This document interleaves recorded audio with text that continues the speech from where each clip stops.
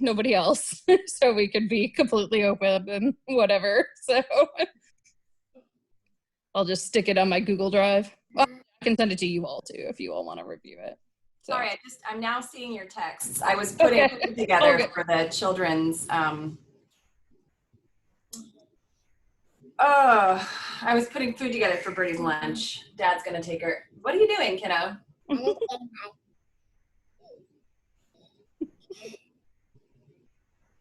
Okay. Dad, can you take her? Yeah, about 2 minutes. As soon as the cinema starts cooperating with me. Birdie, I like your shirt. That's really cute. Say thank you. Thank you. That's from Russia. Nice. That's from Russia. Can I say something? Yeah, you can say something. Go ahead. What are you gonna say? Can I wear new roller skates? What? Can I wear new roller skates? Oh, you want roller skates? Yeah. Oh, she asking us. She wants roller skates. Who has roller skates for her? Oh, I think my parents just got rid of them because they've been cleaning out their house for the move. Who? My parents. My parents are going to move here. Oh, nice. Did you buy something? They're building out in Suffolk. So, which I figured is what they'd eventually end up doing. And the problem is most of the neighborhoods here build up, not out, right? And like, they're in their 70s. They don't have to climb 3 flights of stairs. So there's one neighborhood out in Suffolk. They have like, I think their lot is 2/3 of an acre. So they actually are building a ranch with like a frog. So that is awesome. It's so difficult. Like I know when my dad and my stepmother moved here, like getting them to comprehend the differences in real estate here, it's just impossible. My father still can't understand like why 4-car garages aren't common. I was like, I don't know. They just aren't, Dad. Like they wanted well, it's because no one uses their garage for anything but storage usually. Right? But yeah, they also wanted a 3-car garage. So that was part of it. Yeah. Building's got to make that so much easier. Although I can't imagine doing that. I think I would get like decision overload and be unable to pick anything out. Well, the really nice thing for that situation is they're building with Ryan, who like is basically like a factory for homes. Yeah. With, like you pick this package. There were like 3 packages for the pick one of those, and that's the cabinets and the tile and everything. So I have a question. Are we going to be kicked off in 28 minutes? No. Ouch. Okay. Because you're using a premium account? Is that why? Yes, I have a premium account, which apparently, as you might have heard, depending on how far you got into the recording, I'm going to lose. So I'm excited about that. Sorry. I watched the whole thing. So I'm looking real quick for a picture of my parents' house because there we go. It's actually a house now. So. Oh, cool. Oh, nice. And it actually, this is not the most recent one. It has a roof now too. So. That is exciting. Yep. And when they came a couple of weeks ago, it was to do the pre-drive walkthrough, and they're supposed to move halfway through September. So. The nice thing is, if Quinn's school doesn't open, we can just do private Montessori tutoring because my mom's a retired Montessori teacher. So. Right. Your mom could make bank doing that right now. I know, right? Like bake the house. Socially distanced Montessori. Right? Their house is big enough. Okay, so where do you guys want me to start? What would be most helpful? I can go to like very basics. I can just talk about logistics. This is for y'all, whatever be the most helpful. So from where I sit, I've got the logistics of using Zoom and I understand the technology, but I have concerns about what a discussion section or a discussion-based course for 15 to 20 people actually looks like on Zoom, and I have no idea how to run the most effectively. Can you break people into groups? Yada, yada. Yes. Yada. Okay, so let me share my screen because in Zoom that's actually much easier. So, okay, so you should be able to see my whole screen now. Mm-hmm. Hopefully it will let me. I like the guy who's like hustling by. in the picture. So shoot, it doesn't want me to do the like infinite thing for Zoom. So it's not gonna show you the controls, which is not gonna help. Okay, so new plan, let me Google it.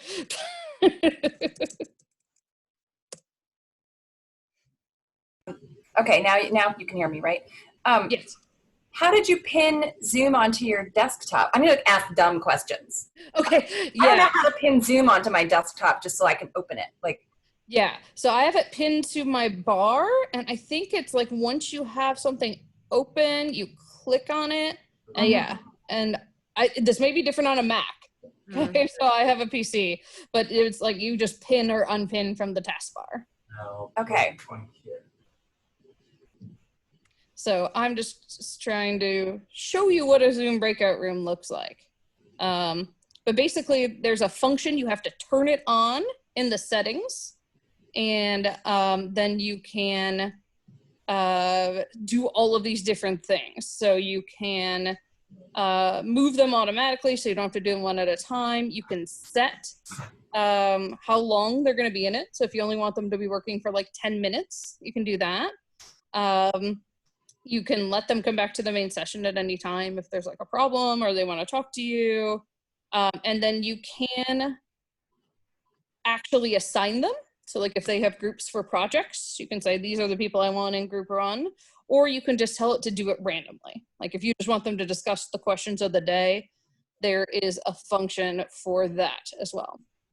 Okay, my understanding is as long as you're an administrator on Zoom, you can print out entire conversations, including the sidebar chats. Do you know if that works in the breakout rooms as well? You know, I think I remember hearing it doesn't. But then once they get back to the main room, it will. But that would be something to Google more, because I haven't actually checked that. Honestly, I haven't run breakout rooms yet. I've just been part of them. So, but yeah, let me try to show you some of the settings on Zoom. So this is, if you just open Zoom and you're not in a meeting, this is what it will look like. And I sign in just with my VWU email and password. Actually, no, it's like when you go to sign in, it'll be like sign in with Gmail. And so I just do that and use my VWU account. And I'm assuming like right now you would just be assigned to the one that you can do for 40 minutes. But once Sue gets everything rearranged and people reassigned, then you would just automatically get the fancy one. So can I ask, I mean, since we don't know how those Zoom accounts, premium accounts are going to be like divvied up or shared or whatever, or we don't know if there's going to be access for everyone, like, are you guys planning on teaching on Zoom even though you might only have 40 minutes? Because I feel like I need to learn to use Google Meet for that reason. We can go over that too, because I can do that while I'm screen sharing with you guys too. It's really similar. There's just a few differences that are in that handout that I shared during the session. Kathleen, I can kind of answer that a little bit. So right now what's going on is we don't have a great idea about the percentage of people who are using Google Meet versus Zoom. It seems to be a Pepsi Coke distinction. But if you are going to be exclusively using Zoom and you need a Zoom premium account, what'll happen is they'll just pair you with somebody and you'll have access to that Zoom premium account. So if you choose to use Zoom, you should just kind of reach out to Robin or somebody and let them know. If you choose to use Google Meet, it's, you know, it's kind of not relevant, but you're not going to have to bounce back and forth between them. And are we confident that there is going to be a premium account accessible to everyone who wants it? So Sue said there were 50. And so even if you just put 2 professors on each, our faculty is not more than 100 people. I'm confident if you're going to use it, you're going to get it. I'm also confident that a large percentage of the faculty is not going to want a Zoom premium account. And if you look at the numbers and how people decided to teach, at least right now, 3/4 of the faculty are face-to-face. Just So all you're face-to-face? Exclusively face-to-face. Oh, wow. So if you're doing if you're doing a Flex 50/50 or Flex 100, whatever, and you're going to use Zoom daily, if you know that going out, you'll have a Zoom account. Yeah, Again, I you know, anticipate like, that I'm assuming they'll let me keep mine since I'm going to be all remote. and again, like I say all of this knowing an asteroid could hit the Earth tomorrow. I have no Right, idea. Like, right. that's the stuff that is Things are changing 2020. day to day. Like I got a poll from Quinn's school yesterday that was like, what if we didn't do aftercare after 5? What if we were in person? What if we weren't? And I was like, oh God, they still haven't decided. I was just kind of thinking, like Bill was saying on the conversation from the other day, the other Zoom meeting, that, you know, even if it says 3/4 right now, because that's largely based on what we said, like June 1st or June 30th or whenever it was, I suspect a lot of people are going to be making last minute changes. Like I'm thinking about going to Flex 100, even though I said face-to-face, just because the numbers have climbed so much in the last few weeks. Yeah. So I know I need to commit to doing that. this has come up in these meetings, and this is like, we didn't want to force everybody to make a decision preemptively, particularly before the schools close, because there are so many like moving parts here and as everything changes. So you can still change your mind, and you should reach out to Sue and Lydia Kennedy, because that might affect classroom scheduling and things like that. And the last I had heard, the date that we were going to say we really need to know, like assuming nothing else changes, assuming like a massive disease outbreak, assuming you don't get sick, was going to be sometime around August 6th. So in terms of people moving online, I suspect a lot of people are going to, I suspect some people are going to change their format, but I don't think that's going to change your access to Zoom much, in part because I think so many people seem to be opting, when they opt to teach remotely, not to teach like entirely remotely, and they seem to be opting to do things where they're not necessarily, where they're not necessarily like live streaming entire classes or something like that, right? I know I'm going to live stream all of them. And in fact, so Kelly and I have been doing this WGS training over the summer. It's like a working group, came up over the Women's Studies listserv. And yesterday they had a student panel of students who did remote in the spring. And they all said like, the synchronous classes are so much more helpful. So I'm going to try to do everything synchronous, but I know not everyone's going to do that. So my current plan for the ones that are Flex is to record podcasts of like the lecture material that I would start before the discussion, and then to have students synchronous for discussion. I'll modify that as we go through. So they'll be synchronous for part of the time, but not the whole time. How are you recording podcasts? Like, is there a tool for that? Yeah, so Audacity is great and it's free. So it's called Audacity. I gotta get better at this. I'm at the university ordering me a better microphone because both my home computer and my office computer, the speakers are in the monitor. So the echo is really bad, but that wasn't expensive. They approved the expenditure. And Audacity is actually really easy to use.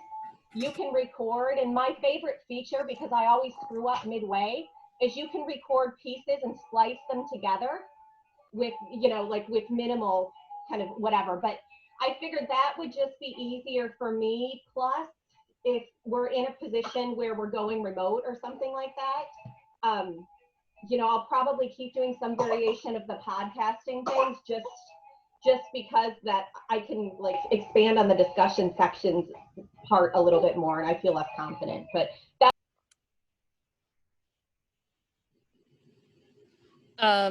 Yeah, and then what I do is I actually just use Zoom and do video over PowerPoints. So like these are examples I recorded this summer. I'm gonna make you watch the whole. Oh, go ahead, Kathleen. What were you gonna say? I just couldn't hear anything Leslie said. She was like frozen the whole time. Did that Yeah, happen Leslie, only I on think my you're end? having Wi-Fi issues, just so you know. That would be something good to know for the fall. Well, and I just got a message that said my internet connection is unstable, which I've never seen before. Yeah, you'll Ugh. see that sometimes with Zoom, but then it usually goes away. That just worries me that, No, I mean, like, I I don't know get if it's that operating once a class, week and at least, and then it's fine. So, yeah, I so just don't, if I'm in another a thing that teaching happens when you've scenario, already taught in a pandemic is you just learn to roll with this shit more. That's sort of what I've had to learn to do. So normally I would freak out about things like that, but I'm obviously not. I'm just wondering if students will be like, Dr. Coggle, we can't hear you. Because I was trying to say it. I couldn't hear her. Her face was frozen, but I don't Well, think and here's where the chat can actually be helpful. So if you pull up the chat on Zoom, okay. then that can actually be pretty helpful. You can type things like that. And can you guys hear me now? Yes. Okay, just to be clear, this is probably not a probably. It's a problem on my end because I pitched a bitch fit at Cox and I'm exclusively running Wi-Fi through the hotspot on my phone until the 11th because I'm going to have to hook up real internet and Cox is 6 weeks out. It might be a little bit relevant to think about like how bad my connection is though, because we're having students take tech surveys and some of them are using internet through their phone. Yeah. So I just kind of think, I mean, the chat is. And so that's where I was talking about the chat on the video you watched, Kathleen, and why I was totally fine with my students communicating in the chat, because some of them were just going in through their phones and like couldn't get their video to work and couldn't get their audio to work and could still participate that way. Yeah. I feel like I need to like teach a sample class so I can get practice, like looking at my notes and trying to keep an eye on the chat. And Well, and that's why at the end of the email I sent yesterday, Stephen and I are both willing to like do that. And you Right. could like screen sharing and things like that. So we can schedule another one of these whenever you're ready to try something like that. I'm just I will wondering like also how add often. something else here too. The college is, whoever they pair you up with on Zoom, they're going to also set aside classroom space for people to go into classrooms they're teaching before they teach and kind of practice setting up the technology. Because if you haven't done it, it's a clusterfuck. Oh, That's my word of the Yeah, that's what Sue was talking about when she was talking about the tech week the other day. so like when something like what just happened with Leslie happens, oh jeez, sorry. Do you like, would you, Leslie, try to go back and like re-say all of what you said? Yes, I'm just because wondering, they I haven't think I learned need what you plans to said get because they back couldn't hear it. through. So yeah, I mean, like one of the things that Stephen and I didn't get to really say as much as we wanted, that we really needed to impress upon people, is that this is also more slow. You've got to do a lot more explanation. So just sort of plan on, take time to do tech issues, having to take time to explain things, having to take time to go back and redo things. So, I mean, like this might be a semester we don't get through as much material because of things like that. Are you guys cutting material from your syllabus? I'm cutting assignments right now. I haven't cut material yet, but I'm definitely cutting assignments. Yeah, I've cut readings and yeah, Papers too? Yeah, I got a big project from one of my classes. I'll probably do similar for my other classes. So this, I don't know that I would call this a best practice, but I've essentially cut all the content that we would have been covering after Thanksgiving to use that as a buffer makeup time. It's That's all smart. TBA in my syllabus. So if I can add stuff back in, I'll add it back in. Yeah. No that's textbooks good. or anything like that. Yeah, that's smart. I'm just thinking for my US Women's History class, I normally have them write this huge research paper. I cut that out because I'm like, they're probably not going to have access to the library the whole semester, and it's going to just be too hard.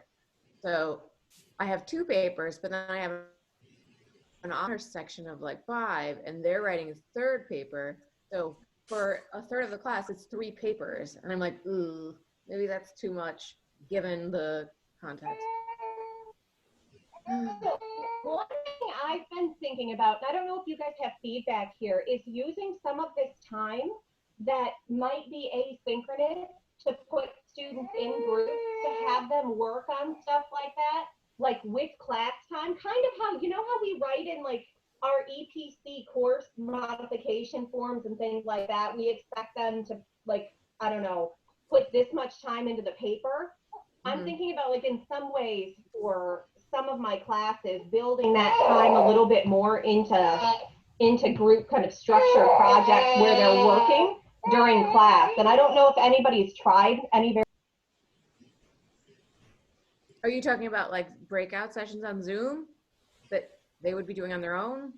Well, breakout sessions on Zoom, but not necessarily like they would be doing on their own. I'm sorry about the baby. I'm thinking more like they engage in kind of peer review of one another and things like that, like in classes that I wouldn't normally be. Yeah, well, and that's where Stephen was talking about, like, using Google Docs to do things like that. Like you were saying, you use our EPC forms for an example, right? Like how we can go in and make comments on each other's there, right? So yeah, I think there are ways to do that. I'm planning on trying to do some of that this semester. I mean, in the spring, it was honestly just like, let's get through, to be perfectly honest. Maynard was like, we kind of expect you to be asynchronous. And so like 2 of my 3 classes at that point, I just made asynchronous. Which in retrospect, I kind of regret having learned some things then, but my discussion-based class, we did these type of sessions and it worked out pretty well. So yeah, I'm trying to like be pretty mindful about how can I make this work synchronously so they get that connection, because 2 of my 4 classes for fall are freshman classes, so. Same. Did you have any issues getting students to participate in discussion section conversations on Zoom? Or was it really just like a microcosm of a normal class? Some want to participate and some don't. Yeah, well, and like I said in the recording, honestly, people participated more because my quiet students would type in the chat. Like I had, this is unusual. Psych of Gender, I usually have like 3 or 4 guys and I had 1. So he was already sort of feeling intimidated, and then he was a shy guy to begin with. So he hadn't really talked all semester, and he was always commenting in the chat. So he really participated much more the second half of the semester. How are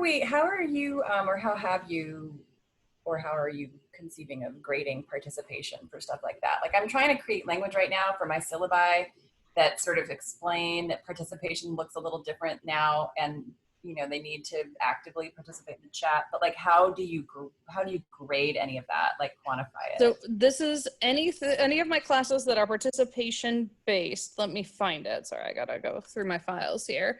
I actually have them self-grade, and then I flipped back to them on the self-grading. So I'm gonna try and find my rubric for you so I can show you what the heck I'm talking about here. Yeah, I'm almost wondering if I should just like let go of grading participation. Certainly need to let go of grading attendance like I usually do. So here's what I have them do. So they filled this out regardless of whether we're in person or not. And I'm going to tweak some of the language on this, right? Oh, can you share this? Would you share and this? whatnot. So I've got one of these too that looks a little bit different because it has like an online component. If you guys want to see another variation of that. Yeah, so I'm definitely willing to share this, and then usually when I but this will just be on the same thing.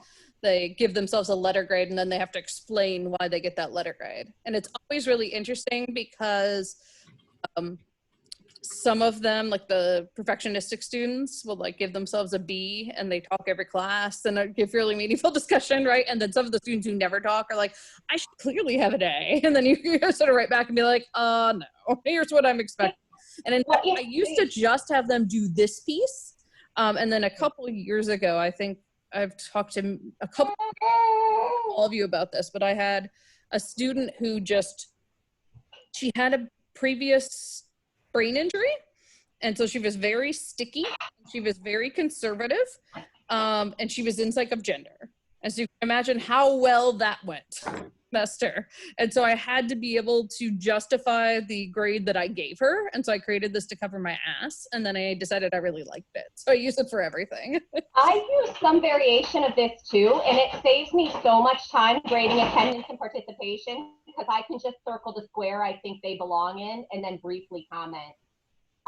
One thing about Kathleen's comment about attendance and participation, I think I've already moved toward more flexible grading there in my other classes. I haven't fully decided what I'm doing this year, but I think we're going to have to be really careful with attendance because we have to take it. We're going to need it for contact tracing. But we're also going to have to be, I think, really flexible because if you've got a student who gets sick or something like that, they've got to be able to stay home. Right. And kind of remote in or do whatever without that affecting their grade, right? Because we can't put them in a position where like they do that thing where they come to class with pink eye or whatever. But we really can't, we have to take attendance, but we can't, I should take attendance out of any kind of rubric. You don't have to. And like, I know, for example, Ben Dobrin is really adamant that attendance is important. He's grading on it.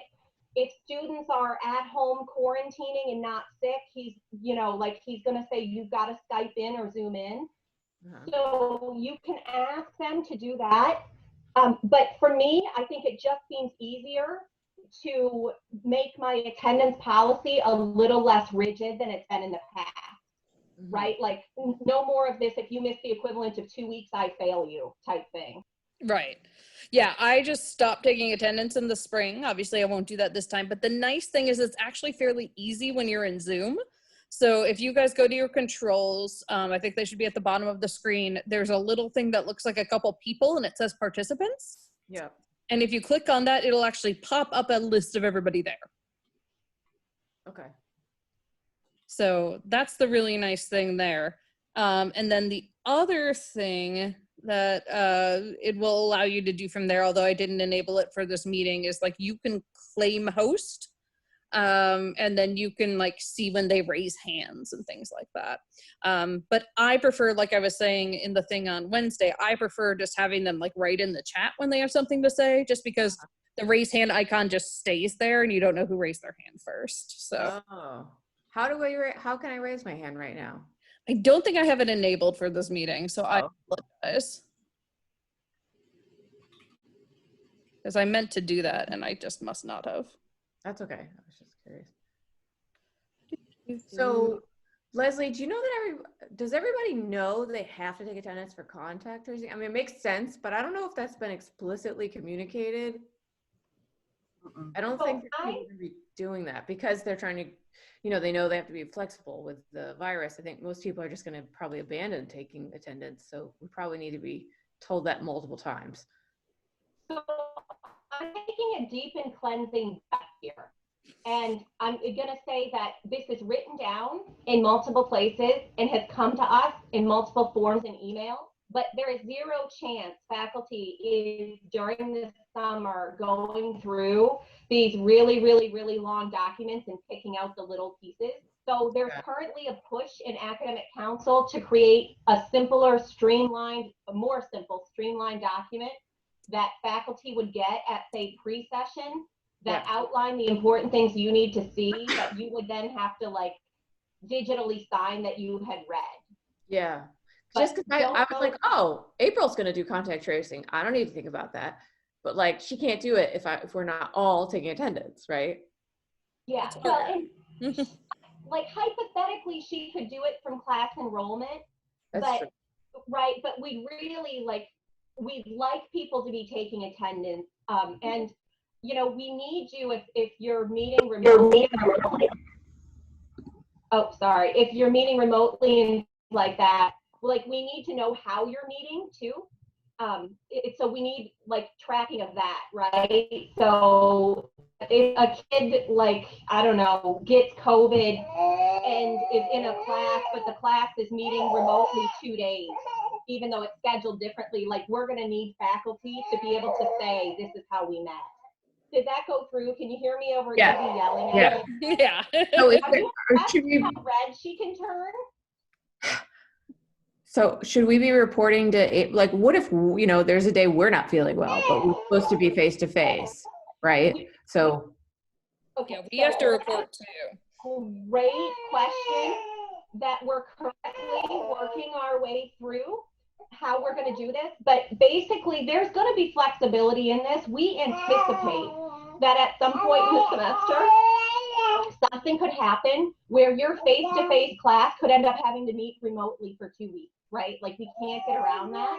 Right. I think the big thing is just that we need that communicated to April, to somebody, and I don't know what that process is going to look like yet, but we'll have a better sense, not a better sense, we'll have an answer to that question before you start teaching. Yeah, and I think it's good to explain it like that, it's for contract tracing purposes, not like we don't trust you and we want to know exactly where you are at all times sort of thing. I literally just always just had on my syllabus that BWU requires me to take attendance. Yeah. What were you going to say? Kelly?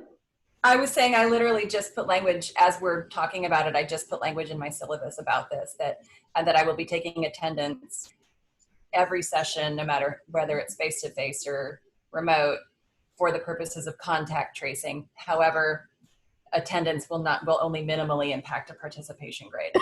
Ooh, great. I kind of want to be a little vague about how attendance will impact their participation grade, because I feel like I don't want them to take advantage. Yeah. Right. But I've taken out all. Yeah, sorry, Kelly, keep going. No, that's it. But also I plan to be extremely flexible and generous, because I mean, I have 2 kids of different ages at home, and I don't know what's going to happen, right? Like, I might not show up. Yeah. Right. So I've taken all language out of my syllabi about, like, if you miss X number of sessions, you go down a little bit or whatever. But I do have things similar to what Kelly is saying in terms of, like, I expect you to be there. I expect you to be participating meaningfully, whether in the online discussion is how I phrased it. So yeah. Kelly, is there any way, can you share your screen, what you just wrote? Or yeah, Kelly, you should be able to share your screen. Just go down to the bottom and there's a green button. It's a share practice anyway. Oh, this is so helpful. Like, I'm learning. Yeah. Which screen? Look at all those screens. Where did I put it? Probably this one. There you go. Okay. So I'm still working on this. I'm still working on this a lot, but obviously because there are sentences that are not complete. But this is currently what I'm drafting. It's really needs to be edited, but this is what I just drafted in terms of an attendance policy. Okay, so you don't have like a separate section on attendance. It's within the participation. It's within participation. I might. That's how mine always has been. Yeah. I might make it a separate section just because I want to address COVID a little more specifically. Like, I might make it a separate section under participation, but I consider it part of participation. And then the other thing that I'm sort of drafting, that the bottom half of this part, you can see that I've kind of begun to do some community guidelines and camera policies, just based on like some of the stuff that was it you and like Taryn and Steven's session. So this is, and I can't take credit for those. What I drafted based on your session. Yeah, there is language for some of that, and the working group made. And that is in one of those emails with a link, like from one of those many Google Docs. I was seriously looking for it half of the session while I was talking, and I couldn't find it. This is a major pet peeve, so like, excuse my hormonal rambling. I'll send you the folder with all of this stuff in it. So it's all in a folder, but it's all in like a variety of documents. That's fine. Yeah, I wish we just had that link to that folder all the time, because I feel like we're just getting individual documents. You do have access to it, but it's buried in your Google Docs because that's such a disgusting, unorganized like mess. Anyway, one thing I'm thinking about doing, because I'm starting my classes in various flex forms, is giving the students a tech survey at the beginning to figure out where they are with using Zoom. so kind of what I have to explain and what I don't, Mhm. and to figure out if there are any issues if they have to go home with expecting them to meet synchronously or anything like that. So on campus, and I'll ask about this, but on campus, I'm assuming that tech needs aren't going to be that big a deal because they have access to computers, they'll have access And they've to labs. upgraded the Wi-Fi, and yeah. But I think I'm concerned about some of them when they go home. So just you know, to give me some time to prepare for that. And I think it's entirely possible that we could be starting face to face and then end up moving remotely. Yeah, definitely. Right.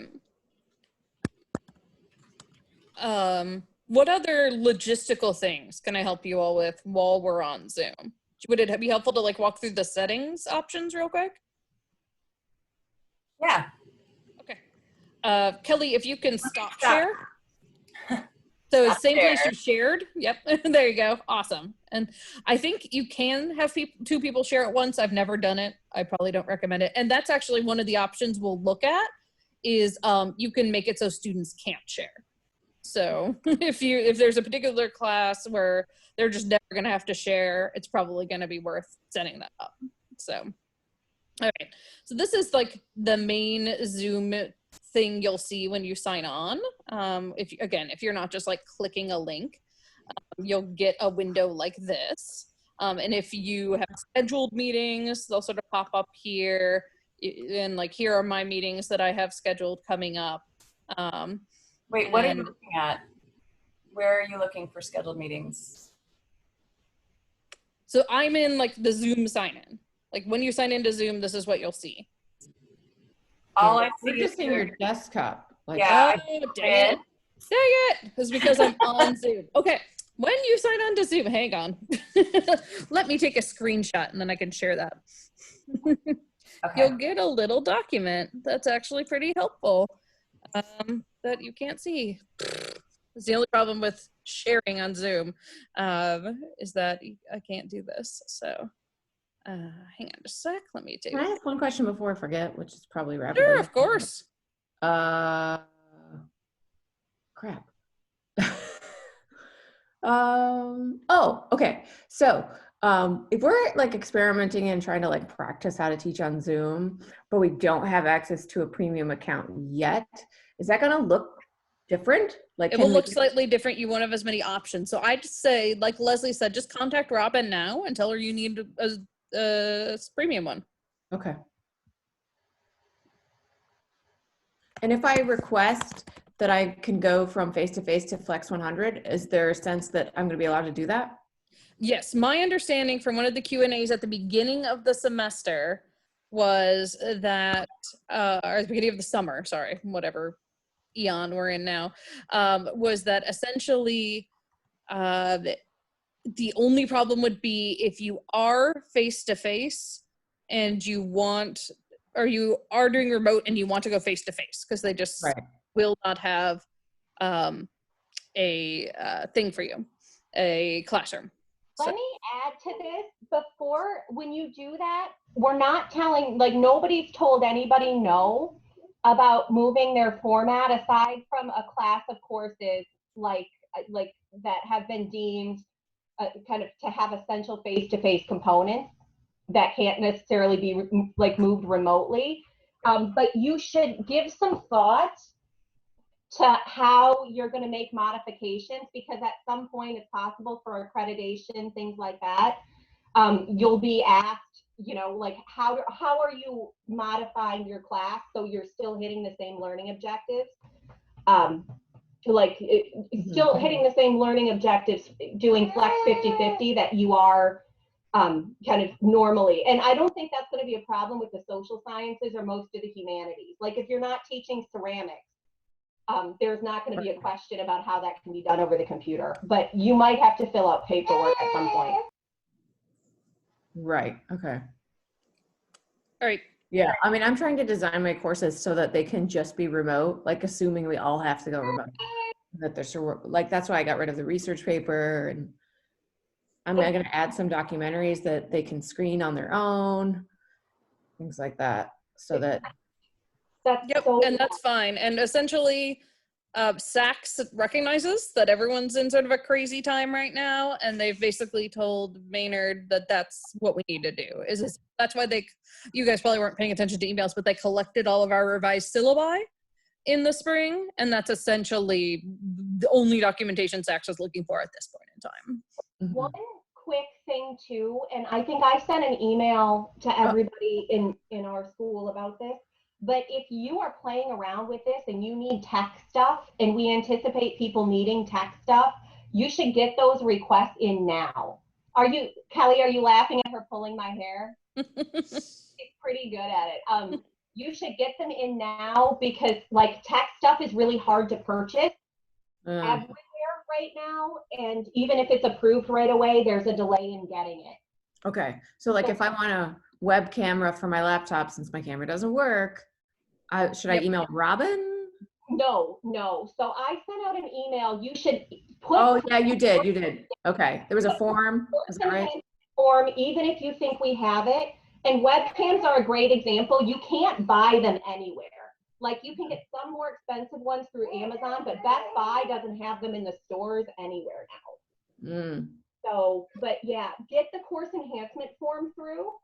And, you know, if it turns out that's something we have on campus, Sue will deal with that by talking to IT. But. Okay, so since you can't see my settings while we're actually in Zoom, what I'm going to do is I'm going to pull up something from the Zoom help that essentially walks you through it. So share this and then open this. And that's one thing I'll say that I discovered is, so when you go to share on Zoom, it gives you options. It's like, do you want to share your whole screen? Do you want to share like just a Word document or just a PowerPoint?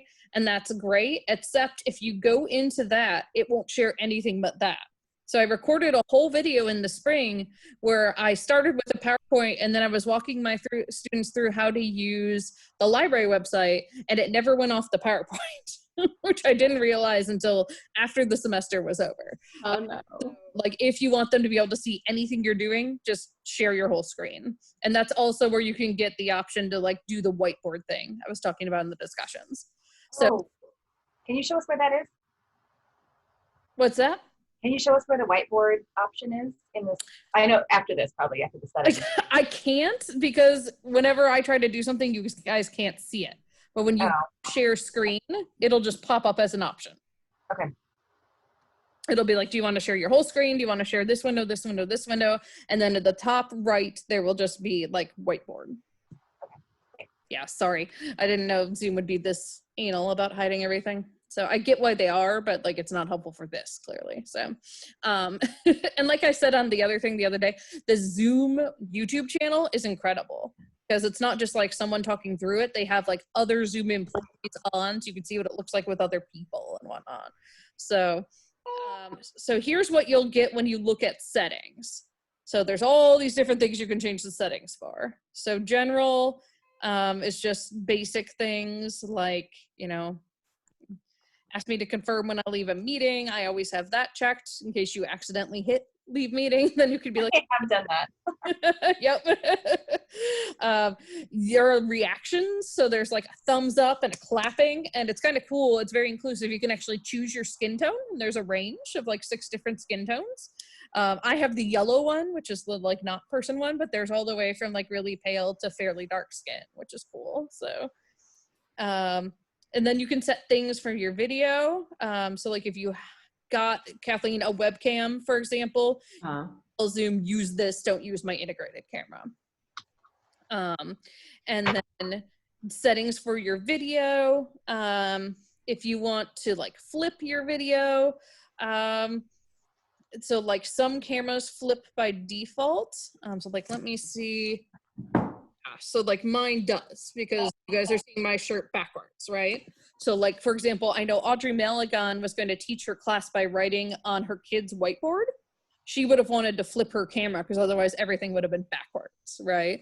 If you are just talking like a head like me, less of an issue. It is weird if you flip it. I've done it before because it's, when you're looking at it now, it looks like you're looking in a mirror, and that's fine. And then it's like you're flipped and your face has a hard time understanding what's going on because we're so used to seeing ourselves in a mirror or a selfie cam.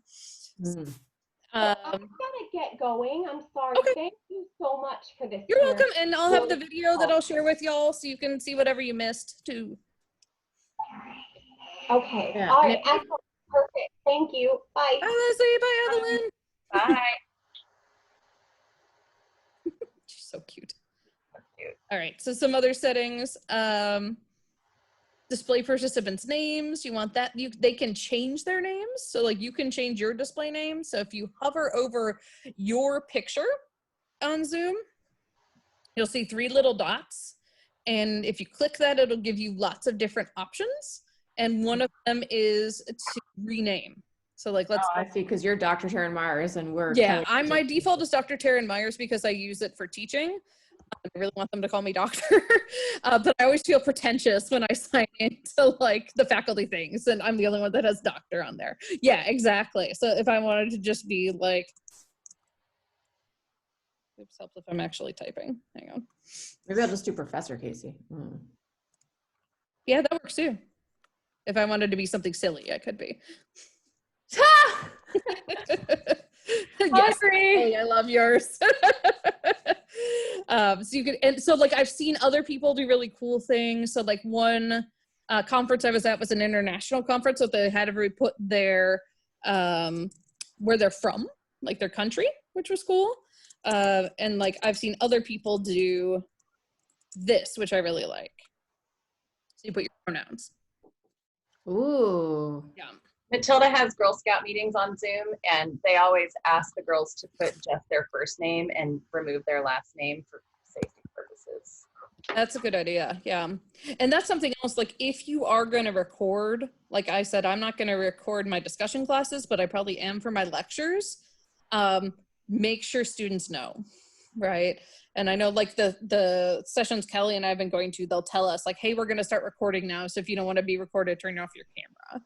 Or things that I know are going to be recorded. If Quinn is here and running around, I'll often turn off my camera because I don't want her on it. So Now, do you find that students are just recording? Because I could see I where have students, like, not. But again, I was only doing discussion based, right? So Right. like, and that was a class that I already had half a semester to establish a really good relationship where we were all very comfortable with each other and it was a safe space. So that was never an issue, but I know it's been an issue for other people. So that's something else I'll probably put syllabus language in. And I'm pretty sure, again, somewhere in all those zillions of Google Docs we have, there is actually language for that. Yeah, I think the one that Sue is creating, the like fall 2021, she's trying to link everything to that. I just think it's a work in progress. Yeah. So here are other settings you can have in terms of meetings. You can just say, I don't want my video on when I join a meeting. Some people do that. You can, you know, if you have a different microphone, tell it which one to use. You can tell it, hey, I'm going to always sign on with a computer, so you don't need to ask me how to do my audio. And all these would just be like check boxes or little things you'd select when you're actually looking at the settings screen. Yeah, it's kind of a bummer. It won't let me show you guys. I have to go because Dimitri, he's going to teach his class right now. Okay, well, I'll keep recording. And if you have any specific questions, feel free to email me and I can even make like a little video or we can do another one of these. Thank you very much. Yeah. Very No helpful. problem. Another one might be helpful where we can like, all of us can try sharing our screens. And Yeah, like, I think that's a really good idea. We did that in the spring, over spring break before we started, and it was really helpful. Yeah. Okay. I think I might join my neighbor Chris Haley on a walk as well. Yay, But tell me say hi.